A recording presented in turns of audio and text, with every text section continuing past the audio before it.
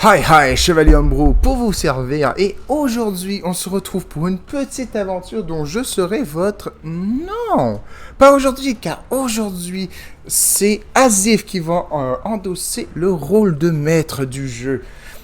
Avant qu'on aille les rejoindre, je tiens quand même à remercier Michael Gelfi qui nous laisse utiliser ces musiques qui sont incroyables, que ce soit niveau ambiance, musique, thème. Vous trouverez tout ce que vous avez besoin. Vous pouvez aller voir le lien de sa chaîne en description. Je vous invite fortement même à vous souscrire à son Patreon. Vous y trouverez pour votre argent. Et de ce pas, on rejoint les autres. Bonjour à tous, je me présente, je suis Azif. J'ai pris seulement la place de MJ à Chevalier temporairement. On va voir comment il s'en sort quand il passe de l'autre côté, mais il n'est pas seul. Nous avons également Gecko. Oui. Mais aussi VVMB. Bonjour. Très bien. Maintenant que les protagonistes sont présentés, on va peut-être pouvoir commencer. J'espère que vous êtes prêts à jouer. Bon. Oui, tout à fait. J'ai peur.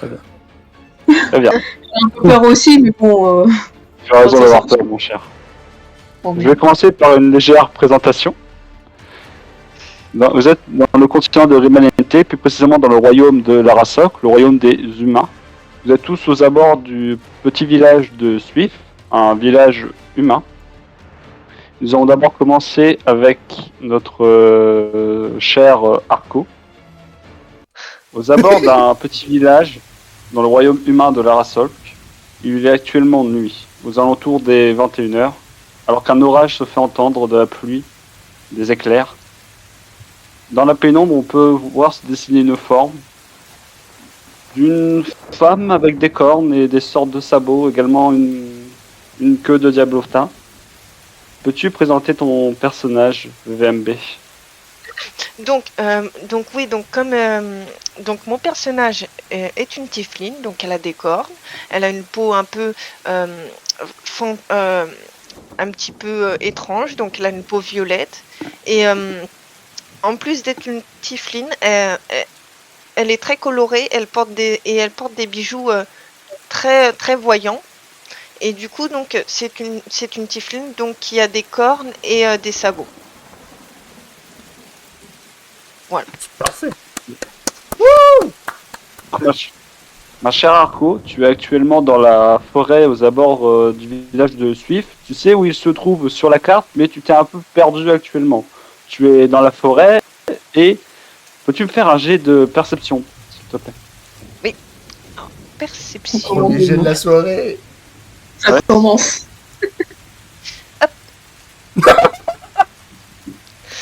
Oh, j'ai peur de voir le résultat. Attendez.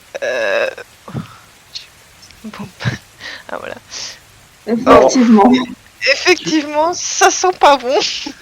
En fait, tu es en train de suivre le chemin, mais en suivant le chemin, en fait, tu sais que normalement tu es censé avoir des panneaux pour t'indiquer, mais là tu trouves aucune indication. Elle va se perdre encore plus. Et le chemin en fait se sépare en deux, soit à droite, soit à gauche. Dans quelle direction vas-tu ? Alors, je regarde les deux chemins. Je vois qu'ils ont l'air tout aussi attirants l'un que l'autre. Ils sont identiques. Ouais, d'accord. Et donc, est-ce que je peux sortir une pièce de monnaie de ma bourse ? Oui, tu peux. Donc je sors une pièce de monnaie de ma bourse et je tire à pile ou face. Je lance un D4, ça va ? Oui, tu peux, mais dis avant si c'est pair, si c'est impair, c'est lequel est lequel. Alors, paire de 1 à 2 et un paire de... Bah Oui, non, mais je suis pas débile. À gauche. Oui, voilà, c'est ça que je veux dire. Tu t'envoies à quelle direction? Je comprends pas. Puis, donc, si Bah, tu si vas ça tombe pile- sur un chiffre pair, ça va à gauche, puis ça tombe sur un On se chiffre calme, impair, on se calme. La chose qu'on voulait dire, Arco, c'est si ça fait un 1. Arco Iris. Son nom, c'est Arco Iris. Oui, mais... Arco Iris, si tu fais un 1 et un 3, dans quelle direction vas-tu ? Euh, Gauche. Gauche. D'accord. Ok. Donc sur un 2 à 4, tu iras à droite. Lance ton D4. Ok. À gauche. Zut. Tu prends le chemin de gauche. Tu le suis pendant une vingtaine de minutes. Mhm. Rien à l'horizon, mis à part une silhouette qui commence peu à peu à se dessiner de la pénombre que tu parviens à voir grâce à ta vision dans le noir. Mhm. Que D'accord. fais-tu? Euh, je, je suis un peu soulagée parce que voilà, la pluie est quand même forte et je suis contente de voir qu'il y a une autre personne non loin, mais je m'approche prudemment pour voir si la personne est amicale ou non. Tu t'approches de cette silhouette. Cette silhouette est assez petite. Tu dirais que c'est soit un gnome, soit un alphelin. Mhm. Tu t'approches suffisamment pour pouvoir lui parler. Tu lui dis quelque chose ou pas? Oui, je le salue. Je lui, euh, je lui dis salutations. Seriez-vous par hasard le chemin du village le plus proche? Alors que tu lui parles, il se tourne vers toi. Tu vois du coup un alphelin, avec une capuche noire. Tu vois des cheveux bruns sur le grisonnant, des légères rides.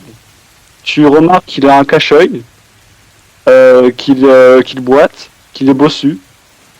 Mhm. Il te fait un sourire, tu vois qu'il est denté. Ouais. Vous cherchez le village de Suif? Oui, c'est cela, mon cher Alphelin. Macragis.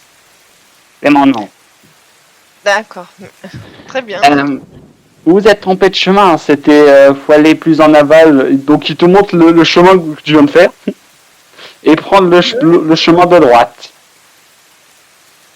D'accord. Merci bien.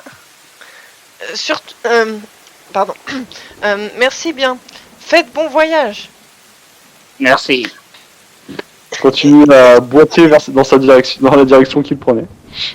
Et moi donc je me retourne et je prends le chemin de droite. Tu prends le chemin de droite, tu suis pendant 10 minutes et tu arrives au village de Suif. Mhm. Où vas-tu dans ce village? Je me dirige vers la taverne pour voir s'ils n'auraient pas quelque chose à manger qui ne soit pas trop cher. D'accord. Voilà. Dima, tu viens d'entrer dans la taverne. Tu es trempé par la pluie. Tu arrives en premier dans la taverne, pardon. Et tu vois une trentaine de alphelins en train de manger, de boire. Je sais pas pour quel événement, ils sont beaucoup. Tu vois également que la seule autre personne qu'il y a, c'est une elfe noire juste ici. Où vas-tu? Que fais-tu, Dima? On peut-tu présenter le personnage d'abord? Oui. Je me présente d'abord. Ah oui. Ok. Du coup, mon personnage est un. Enfin, son apparence, il a des cheveux tirant un petit peu vers le bleu-violet, un peu terne. Il porte un masque qui couvre l'entièreté de son visage. Il y a deux sortes de petites cornes qui sortent de ses cheveux sur le haut de sa tête. Ensuite, il a aussi une sorte de foulard dans les tons jaunes qui couvre une partie de ses cheveux, de sa tête. Il porte des habits assez sombres dans le violet très foncé, même s'il y a des accents et quelques parties un petit peu plus claires. Voilà. Il a un collier avec un anneau autour du cou. Et voilà. Il est aussi sur une partie de son corps, du coup, il y a des sortes de marques sur son épaule et sur son cou. On voit des sortes de marques un petit peu étranges. Donc, Dima, où vois-tu, que fais-tu? À savoir que le tenancier se trouve juste ici.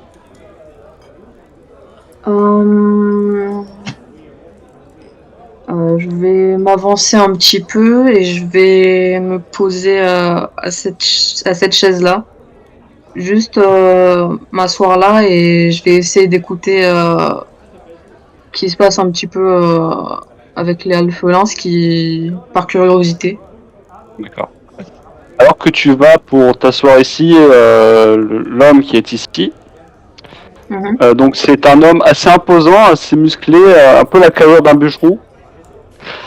Il est chauve, il a une longue barbe rousse, il porte des vêtements en lin très simples. Eh vous, allez là, je vais vous placer.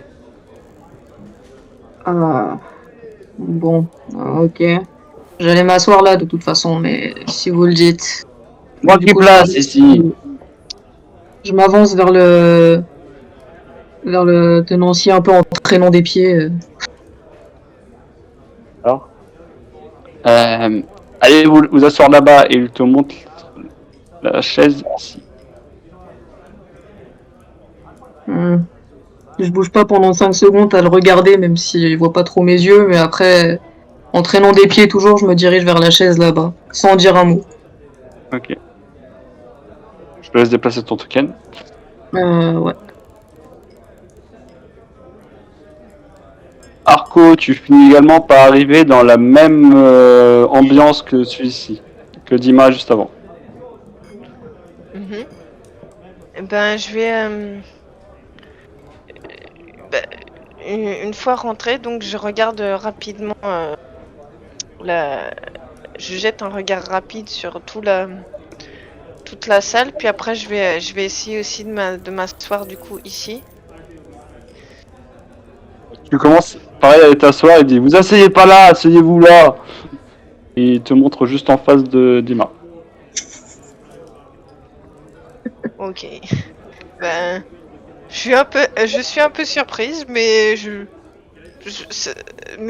suis ses indications et je m'assois où est-ce qu'il dit. Bien. Il s'approche de vous pour prendre vos commandes. On verra cela après. Keten. Allô, Keten? Oui, oui. Peux-tu décrire ton personnage? Bien sûr. Donc aujourd'hui, je vais jouer Keten 12 Prairies.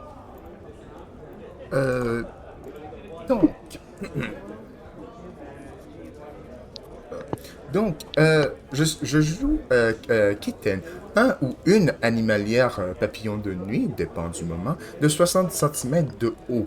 Elle porte l'uniforme de son académie qu'elle s'est amusée à rajouter des décorations florales par-dessus. Elle est fortement timide et naïf, mais ne voulant qu'essayer de prouver sa valeur auprès des autres. Elle a fini dans quelques situations un petit peu plus dérangeantes.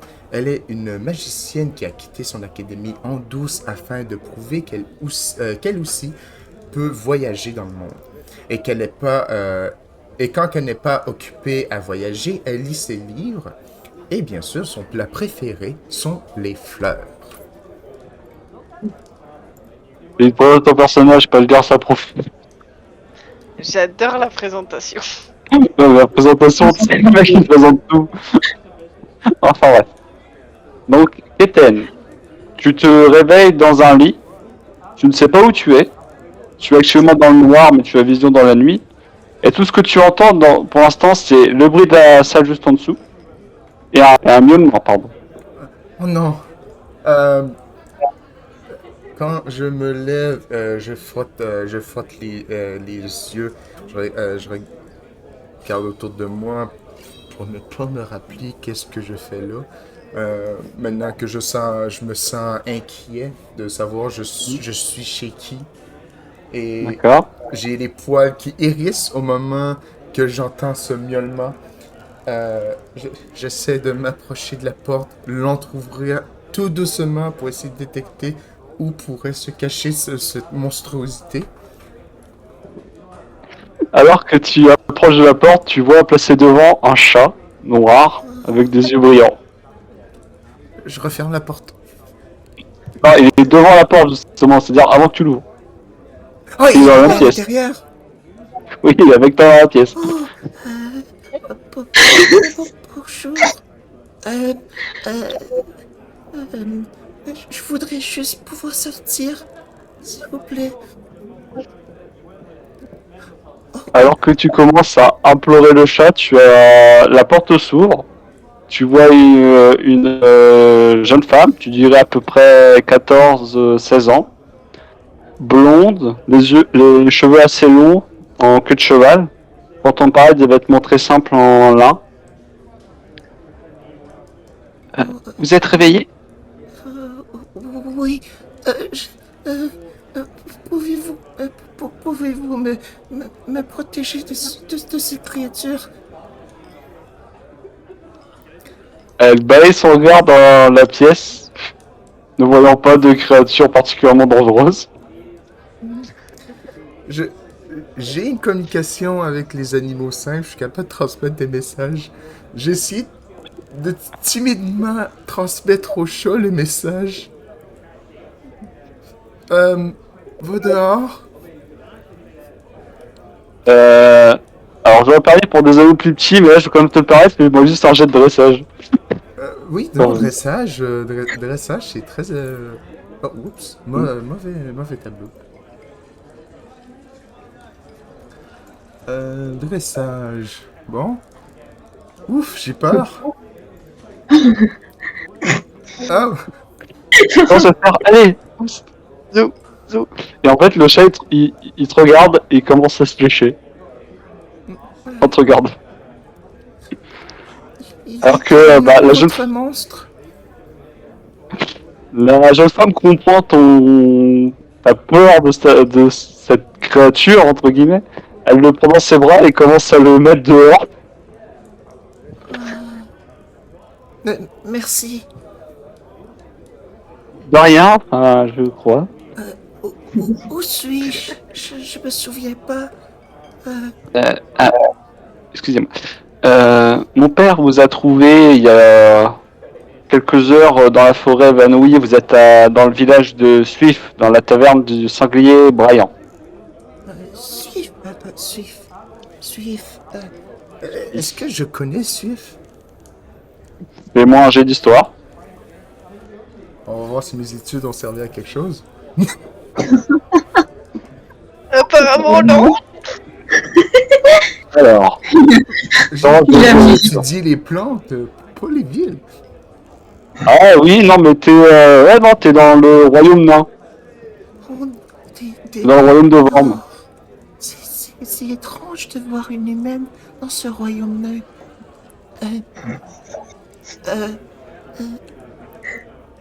Puis-je voir un conseiller? Sommes-nous sous terre? Oh non, vous savez, c'est pas très confortable sous terre. Vous savez, mes ailes... Alors tu commences à parler, ouais, sous terre, elle te montre la fenêtre où tu vois qu'il y a de l'orage. Oh non, il pleut dehors. Il pleut sous terre. C'est un événement catastrophique. Oh non, il faut que je prenne des notes. Mais ils sont mes livres. J'ai perdu mes livres. Et il faut que je retrouve mes crayons. Oh, et ma robe. Oh, j'ai ma robe. Calmons-nous. Venez avec moi, nous allons descendre. Oui, bien sûr. Voir mon père, il va tout vous expliquer. Oui, bien sûr. Allons voir le roi nain. Merci.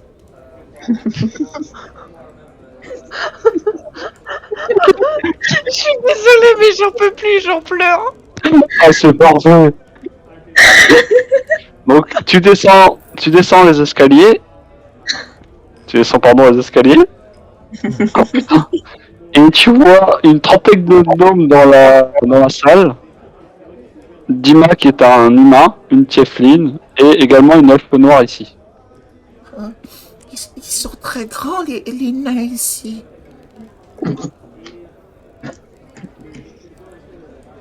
Très bien, où vas-tu?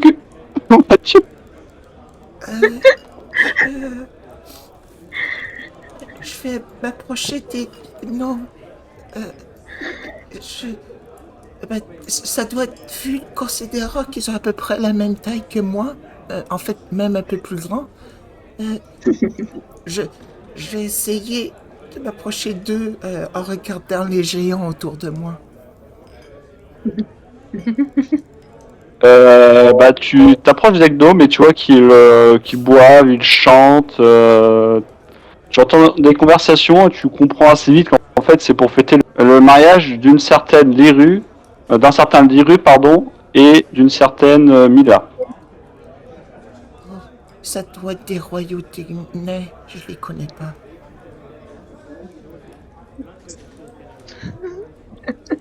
J'adore Sensei. Alors que tu commences à vagabonder, t'as l'homme qui est derrière toi qui te pose son bras sur ton épaule. Mais il a dû s'accroupir là. Alors, il y a juste à baisser son bras. Et il te pointe la chaise juste là, en disant assis-toi là. Oui, désolé, monsieur. Je m'assois où? Là, juste devant l'elfe noir. Ah. Ok. Elfe noir, laisse-moi faire sa description. Tu as devant toi une elfe à la peau de couleur noire.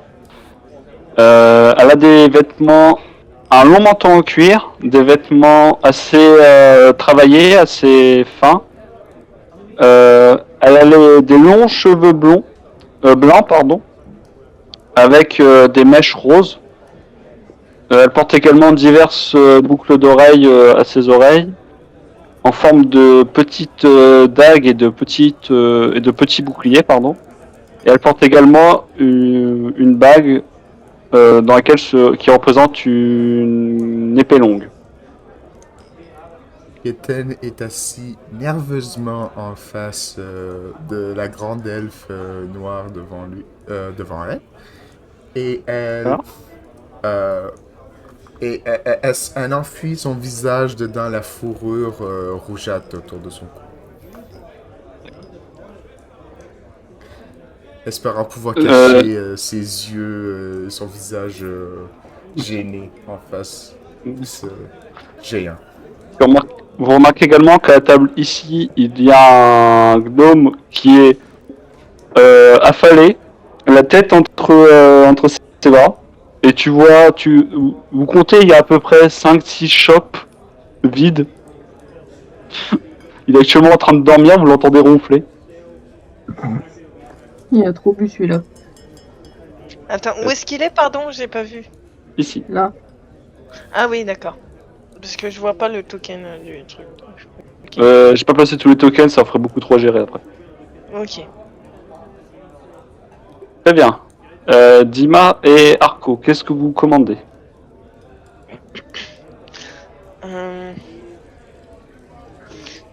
Qu'est-ce que vous avez de moins cher? Un verre d'eau, c'est gratuit, non? Vous prenez juste de l'eau. Un verre d'eau, c'est une pièce de cuivre. Vous avez vraiment payé pour de l'eau? Bah oui, je vais aller chercher au puits. Je peux aller la chercher au puits au pire. Comme ça, ce sera gratuit. Je vous retiens pas. Ok. Moi, je vais rien prendre si c'est pas. Eh bien, moi, mon cher tavernier, je vous prendrai un simple plat et de la bière, s'il vous plaît. Alors, pour la bière, ça sera 3 pièces de cuivre pour la chope et 2 pièces d'argent pour le repas. D'accord. Au final, je veux bien un verre d'eau, s'il vous plaît. Tu t'enlèves une pièce de cuivre. Keten, tu prends quelque chose ou pas? Sûrement quand que le bûcheron arrivera devant Keten, Keten lèvera les yeux pour regarder ce nain monstrueusement grand et elle l'oubliera de parler tout le long jusqu'à temps que le bûcheron décide. Ok, il veut rien. Ouais, elle veut rien. Oui. Voilà. Il commence à partir. C'est alors que rentre 4 autres elfes noirs. Pendant un petit moment.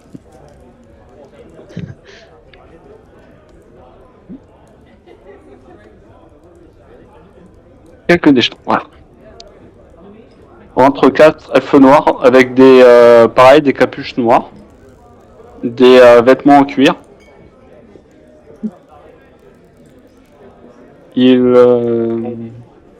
D'un seul coup, tout le monde arrête de parler. Vous dites ou faites quelque chose en regardant ces elfes noirs entrer. Est-ce que je les Ben, connais? Fais-moi un jet d'histoire. Oh non.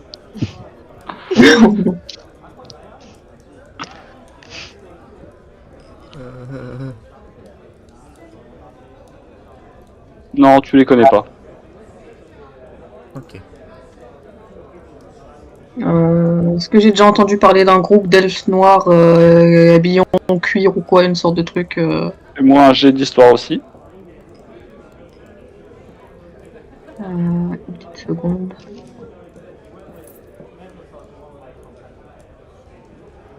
Ah, Non, pas spécialement. ok. Arco. Moi, je me retourne, oui, je me retourne discrètement et je plisse les yeux et je les observe. Et est-ce que je peux essayer de voir s'ils ont sur eux des objets étranges ou des objets genre dagues, épées, des trucs avec quoi ils peuvent attaquer, quoi. Fais-moi un jet de perception. Ok. Perspicacité, non. Perception. 14. Oui, tu vois que ils ont tous des, enfin elles ont toutes, pardon, des épées courtes, ce sont toutes des femmes, et des arbalètes. Mhm. D'accord. Voyant ça, je tiens un peu sur mes gardes et je mets ma main sur une petite bourse que j'ai sur le côté, mais je fais rien de plus pour l'instant. En voyant qu'elle se tend un petit peu, j'ai les bras croisés comme ça, mais je fixe les femmes un peu sur mes gardes aussi. D'accord. Elle commence peu à peu à se rapprocher. Keten, tu peux me faire un jet de perception.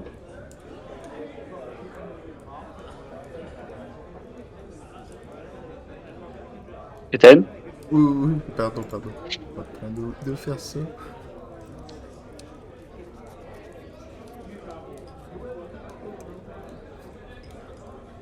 Pauvre Keten, elle s'est sûrement évanouie dans la forêt, elle sait plus qu'est-ce qui se passe et maintenant elle est entourée d'elfes noirs.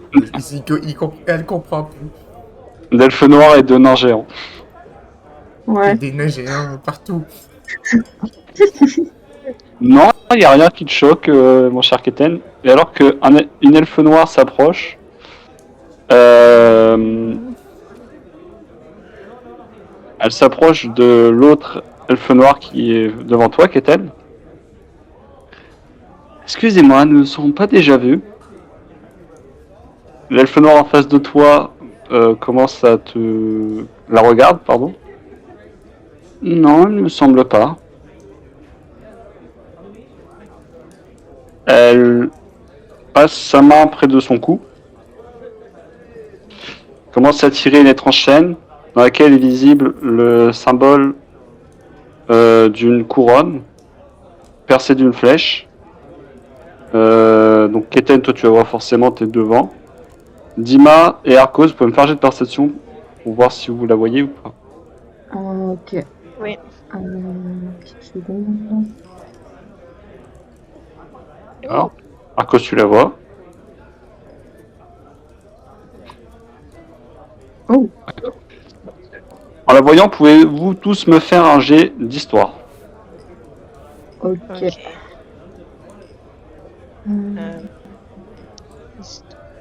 C'est bon, mes études ont servi à quelque chose. Ça marche mieux que la géo. T'es plus fort en politique qu'en géo. Keten, en fait, en voyant cela, t'en as déjà entendu parler par ton ami à ton école. Il s'agit du symbole de la famille royale. elfique. Oh non. Au moment même où elle commence à tirer le collier, Rufus s'approche. Excusez-moi, je vous ai pas placé. Veuillez vous décaler, madame. Madame fait très bien. Elle fait demi-tour, commence à partir. Et d'un seul coup, elle est très vite prendre son épée courte et la planter directement dans Rufus. Lancez-moi tous initiative.